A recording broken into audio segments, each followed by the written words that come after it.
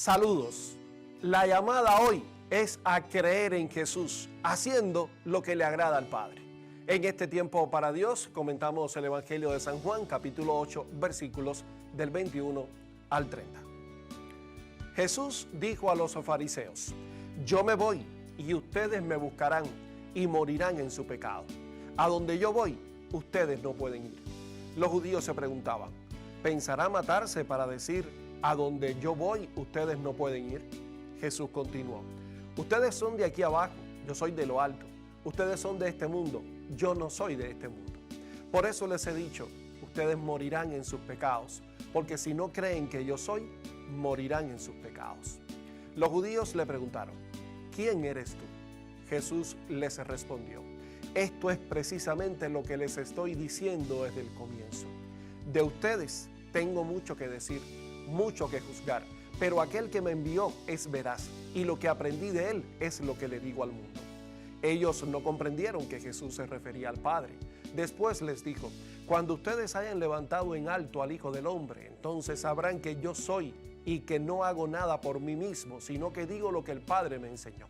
El que me envió está conmigo y no me ha dejado solo, porque yo hago siempre lo que le agrada. Mientras hablaba así, muchos creyeron en él.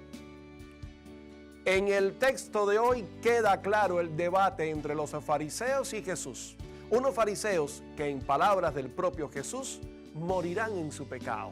¿Y cuál era el pecado de ellos? El pecado de ellos era no reconocer la presencia de Dios en Jesús, no reconocer que todo lo anunciado por los profetas se cumplía en Jesús, no reconocer que Jesús era Dios mismo, que es también el yo soy.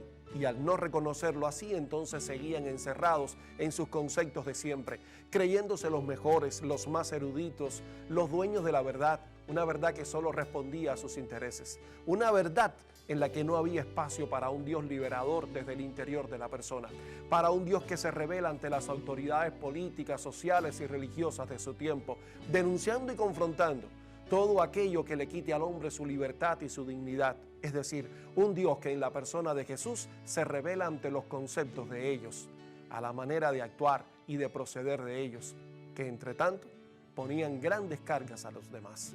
Hoy se trata de imitar a Jesús, un Jesús que nos muestra el camino correcto, el camino que lleva directo a nuestro objetivo, el camino que Él mismo recorrió, a hacer todo lo que le agrada al Padre. Y claro, como lo fue para Jesús, también para nosotros ese camino de hacer la voluntad del Padre no siempre es fácil. Es más bien duro, pero tenemos la seguridad de que es un camino que no hacemos solos. Porque el Padre nos acompaña, especialmente en las situaciones oscuras, a veces de duda, a veces inexplicables y dolorosas. La clave del éxito, la clave de parecernos a Jesús y no a los fariseos, es no desviarnos del camino. En la trayectoria podemos abandonar el camino de Dios y crear el nuestro, el camino fácil, el camino de un Dios hecho a nuestra medida. Podemos abandonar el camino cada vez que aparecen atajos tentadores, atajos marcados por el facilismo y la felicidad pasajera. En este camino, como el mismo que hizo Jesús, la cruz es el punto de referencia.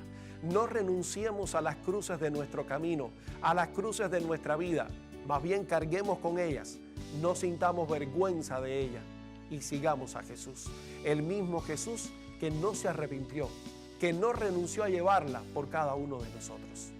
Señor Jesús, que hoy más que nunca exista el deseo en nuestro corazón de abrirte un espacio especial, un espacio en el que tú habites, un espacio en el que seamos testigos de tu presencia divina, una presencia que nos hace vivir una vida nueva, alejada del pecado, especialmente del pecado de la soberbia, el pecado de creernos superiores, el pecado de no reconocerte. Y eso sí, Señor, permite que mañana aquí mismo podamos tener otro tiempo para ti.